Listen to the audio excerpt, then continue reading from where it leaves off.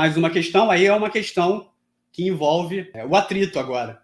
Então a gente tem um plano inclinado, que é esse aí da figura. O dito cujo aí vai aplicar uma força, que é uma força horizontal sobre esse bloquinho. Ele quer saber qual é a força mínima que você consegue aplicar ali sobre esse corpinho de massa M, que é uma massa M igual a 2 kg, para que ele se desloque subindo, né, a velocidade constante. Então a gente tem que analisar e ver as forças ali para a gente conseguir desenvolver esse problema. Vou tentar desenhar plano inclinado aqui embaixo de novo para a gente poder desenhar as forças. Então a gente tem o ângulo alfa, tem o bloquinho de massa M aqui. Aí nesse bloquinho vai ter essa força horizontal, é a força F. A gente vai ter a força peso, a normal, a superfície, porque peso está atraindo para a Terra, o plano inclinado reage e ele faz uma reação que é normal à superfície. Então a gente tem uma força normal aqui e ela é perpendicular ao plano inclinado, então ela forma 90 graus aqui. Né? E se a tendência do movimento é para cima, ou seja, a gente quer que ele se desloque a uma velocidade constante para cima. Então vai ter uma velocidade V aqui. Se a velocidade é constante, o nosso bloquinho vai estar em equilíbrio. Então, sobre esse atrito, vai aparecer uma força de atrito contrária à tendência do movimento. A tendência do bloquinho é subir, aparece uma força de atrito que ela está contrária do movimento, ou seja, eu vou botar uma força aqui contrária ao movimento na superfície. Né? Então a gente tem uma força de atrito ali. Como o bloquinho está em movimento, é um atrito cinético. Né? É sempre um atrito cinético ali. Apesar dele ter dado o coeficiente de atrito entre as superfícies de contato, vale 0,13. Então, a gente tem que assumir que esse atrito que ele deu, esse coeficiente de atrito, é o atrito cinético. Agora a gente conseguiu desenhar todas as forças. Vamos tentar resolver o nosso problema. Como é que a gente faz? Vamos ter que decompor as forças, porque está tudo numa direção ali. A normal está numa direção, a força de atrito está em outra, a força F, força peso, Quando a gente tem esses problemas assim de plano inclinado, é interessante a gente fazer um eixo que seja seguindo o plano inclinado. Então, a normal vai estar junto com o nosso eixo Y. Ó, vou fazer o eixo Y aqui. E na horizontal, seguindo o plano inclinado, eu vou fazer o eixo X. Eu vou botar o eixo X positivo, seguindo a velocidade ali. Mas, tanto faz. Aí, em vez de ficar vendo tudo de cabeça inclinada ali, vamos desenhar esse eixo aqui do lado. Então, vamos analisar aqui o nosso desenho e o plano inclinado para a gente ver o que dá para a gente obter aqui. O peso, repara, o peso ele está vertical para baixo aqui. Né? Então, no plano inclinado, se a gente pega essa vertical aqui, a gente consegue fazer um triângulo retângulo, que é a força peso, o ângulo alfa e a inclinação do plano inclinado. Esse ângulo alfa aqui é esse ângulo que eu vou estar desenhando aqui. Se eu tenho um triângulo que é retângulo, esse ângulo aqui é perpendicular, é 90 graus. Né? A gente pegou a vertical ali e a horizontal estava aqui no chão. Então, se esse ângulo é alfa, né?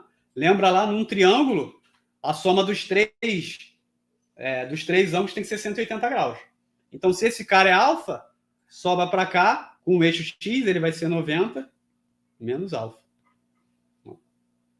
Então, se a gente olhar para cá ainda mais, a gente tem mais uma relação. O eixo horizontal X, ele tem que ser perpendicular ao eixo Y. Então, isso quer dizer que se eles são perpendiculares, o X e o Y formam 90 graus. Então, esse ângulo todo aqui, do Y com o X, tem que ser um ângulo reto, um ângulo de 90 graus.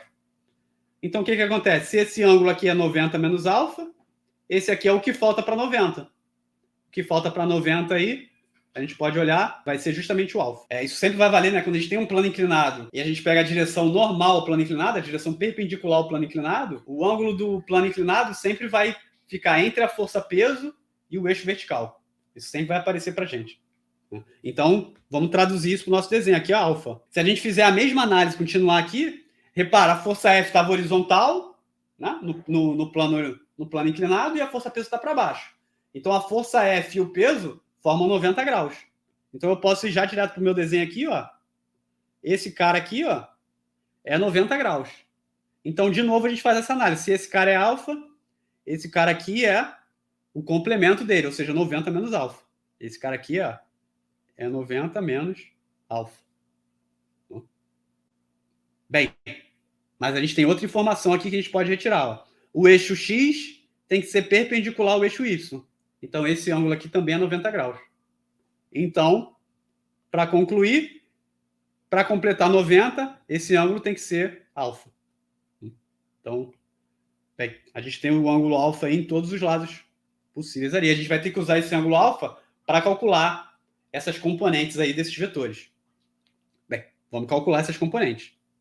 Ó, repara. A gente pode pegar a força-peso e decompor ela na direção X. Eu vou ter o Px aqui. E na direção Y. A gente vai ter aqui, ó, o PY. A gente faz a mesma coisa para a força F. Então, isso são todas as decomposições ali que a gente precisa. Esse ângulo alfa é o ângulo de 30 graus, é dado o problema. Vamos utilizar essa informação para decompor essas forças. Então, a gente precisa, por exemplo, do Px. Px, a gente já viu, vai ser o peso, né? Só que, repara, o ângulo alfa aqui, ele está sendo esse ângulo de cá. Então, quem está junto com o ângulo alfa é PY. Então, por exemplo, se a gente for desenhar esse triângulo aqui, agora, a gente tem que pensar um pouquinho diferente. Porque a gente tem a força-peso inclinada, a força, entre aspas, a componente Y da força, que é o PY,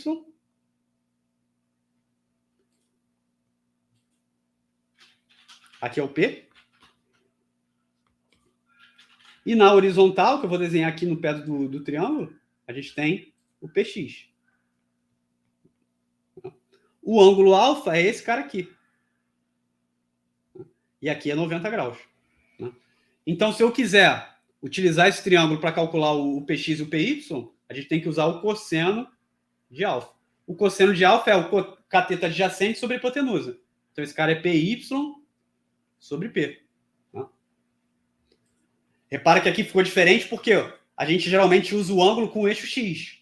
Mas esse ângulo alfa é o ângulo com o eixo Y. Então, a gente tem que ficar ligado para não trocar as informações. Se a gente bota aí que o Px é P cosseno do alfa, a gente perde a questão, né? A gente está errado. Então, o Py ó, vai ficar P cosseno alfa e o Px vai ficar P seno alfa.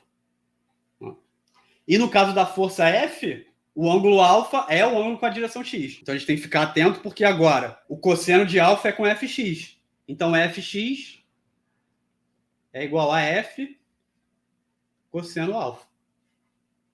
Enquanto que o Fy é igual a F seno alfa. Então, a gente tem essas informações. Vamos pegar as forças agora no eixo vertical e no eixo horizontal. Vou escrever pequenininho aqui, depois a gente passa para a próxima folha. Então, no eixo Y, todas as forças verticais são normal para cima, Fy para baixo e Py para baixo. Só tem essas três forças. Então, no final das contas, a força resultante no eixo Y tem que ser igual a todas as forças, vetorialmente. Então, N mais Py mais Fy. Em módulo, né, esse cara tem que ser zero. Porque eu estou em equilíbrio. Né? Eu estou andando a velocidade constante, subindo o meu plano inclinado. Então, o que a gente vai fazer? Bem, as forças para cima, como tudo é igual a zero, tem que ser igual às forças para baixo. Fy mais Py. Ou seja, bem, se quiser substituir aí, a gente substitui. Fy é F seno alfa mais P Y, que é P cosseno alfa. Guarda aí essa equação para a gente usar depois. A outra equação que a gente vai obter é quando fizer para o eixo X. O eixo X é o horizontal. Então, todas as forças para a esquerda têm que ser igual às forças para a direita. Para a esquerda, eu vou ter Fx. Para a direita, eu tenho força de atrito e Px. Então, de novo, para a gente ser rigoroso aqui, a gente tem que fazer a força resultante no eixo X, é uma força vetorial, e essa é uma força nula, porque o meu sistema está em equilíbrio.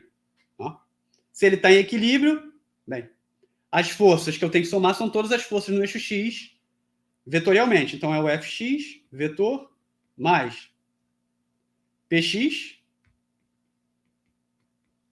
mais a força de atrito. Então, tá aí as nossas 3 forças. Em módulo, tudo que está para a esquerda tem que ser igual ao que está para a direita. Então, para a esquerda, eu tenho Fx tem que ser igual a Px mais força de atrito.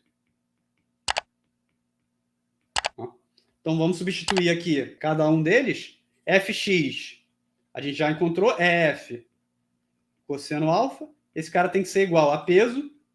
X é P seno alfa. Mais a força de atrito. Força de atrito é o coeficiente de atrito vezes a normal. Tá aí.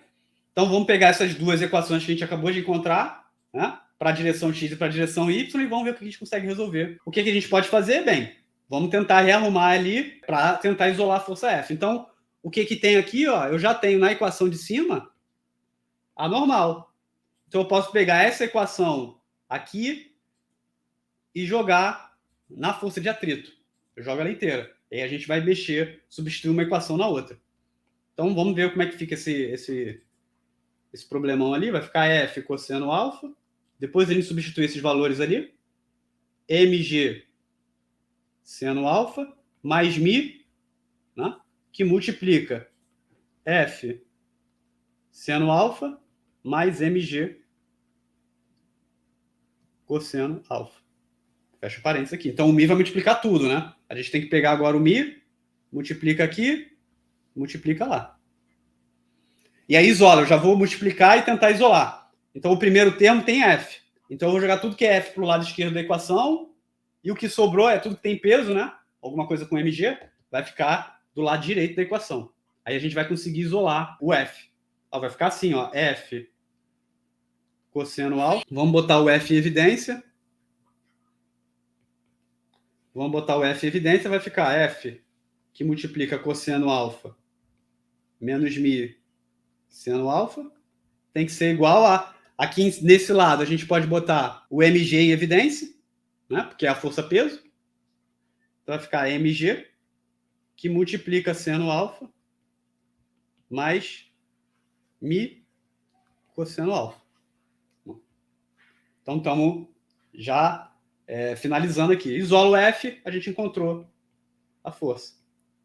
A força F tem que ser mg vezes isso tudo aí. A gente, se ele quisesse só a expressão dessa força F, a gente encontrou. Mas ele quer que a gente substitua os valores, né? Ele deu isso tudo para a gente. Ó, a massa é 2 kg, a aceleração da gravidade é 10, ele deu o seno e o cosseno de alfa e deu o coeficiente de atrito. Então, vamos começar a substituir ali e ver o que a gente consegue encontrar. A gente vai ter que fazer essas contas ali. Na parte de cima, F vai ser igual a 20, que multiplica 0,761. Enquanto embaixo, a gente vai dar um 0,72. Se fosse uma questão discursiva, a gente ia ter que calcular esse cara aqui. Mas como é uma questão múltipla escolha, a gente pode usar esse resultado para olhar ali. Então, o que eu tenho aqui? Eu tenho um 0,761 em cima e um 0,72. Eles são números bem parecidos. Né? O 0,761 é um pouquinho maior. Então, essa razão ali é um número ligeiramente maior do que 1. Eu não sei quanto é que é, a gente vai fazer aqui depois. Mas ele é um pouquinho maior do que 1. Então, esse número um pouquinho maior do que 1 vai ser multiplicado por 20. Então, vai dar alguma coisa próxima de 20. A gente poderia analisar aqui, ó. Não pode ser 18, né? Está abaixo. 40 está muito longe, é quase o dobro, né, do 20. Então, teria que ser 2 vezes. 36 também é quase 2. Então, só sobraria para a gente o 21,14, que é o que dá. Dá 21,138. Então, é 21, aproximadamente, né? Arredondando. 21,14 newton. Essa tem que ser a nossa força mínima, né? Se a força for maior, aí o problema quer dizer que ele vai começar a ser acelerado para subir a rampa.